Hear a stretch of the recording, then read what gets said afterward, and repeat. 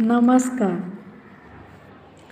श्रीमद् भगवद गीता के द्वितीय अध्याय की सीरीज़ में आज मैं आपको उसके आगे के श्लोक जो कि 32 और 33वां श्लोक है वो समझाने जा रही हूँ।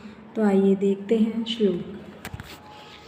ये देखिए, ये है 32वां श्लोक कि यदच्छा च उत्पन्नम स्वर्गद्वारम अपावृतम सुखिना क्षत्रिया पार्थ लभन्ते युद्धम ईदृशम।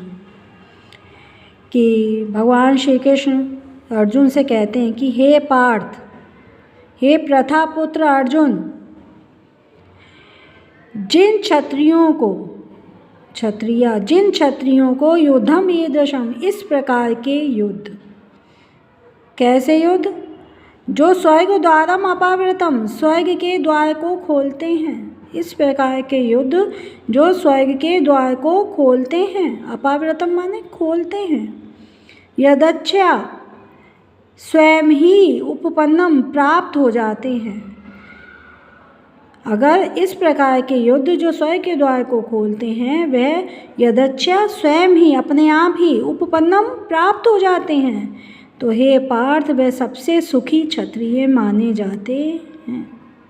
सुखी क्षत्रिय, सबसे सौभाग्यशाली क्षत्रिय हैं, क्योंकि उन्होंने ऐसे युद्धों को लड़ा है जिसमें स्वर्ग के द्वार अपने आप ही खुल गए हैं। वो सीधे स्वर्ग को जाएंगे।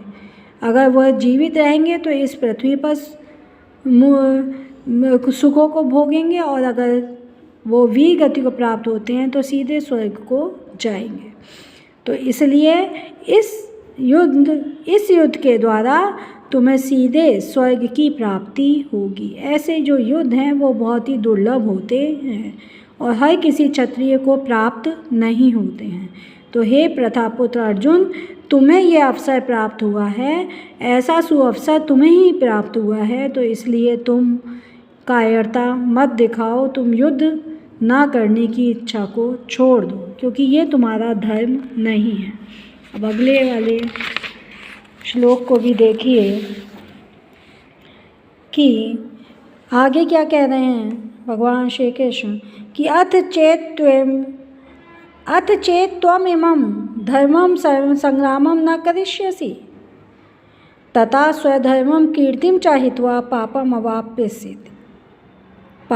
अवाप्यसि। कि अगर तुम इस प्रकार के धर्म संग्राम को, धार्मिक युद्ध को न करिष्यसि, नहीं करते हो, तथा तो तुम स्वधर्मम कीर्तिम चाहित्वा, अपने धर्म को, और यश को हित्वा छोड़कर, अपने धर्म और यश को छोड़कर पापम अवाप्यसि, पाप को प्राप्त करोगे। अगर तुम इस प्रकार के धार्मिक संग्राम को नहीं करते हो, इस प्रकार के युद्ध को नहीं करते हो, क्षत्रिय होते हुए भी अपने धर्म को नहीं निभाते हो, तो तुम अपने धर्म और यश कीर्ति को छोड़कर, तुम्हें एक तो तुम अपने धर्म से गिर जाओगे, और दूसरा तुम्हारी जो कीर्ति है, यश है, वो सब मैला हो जाएगा।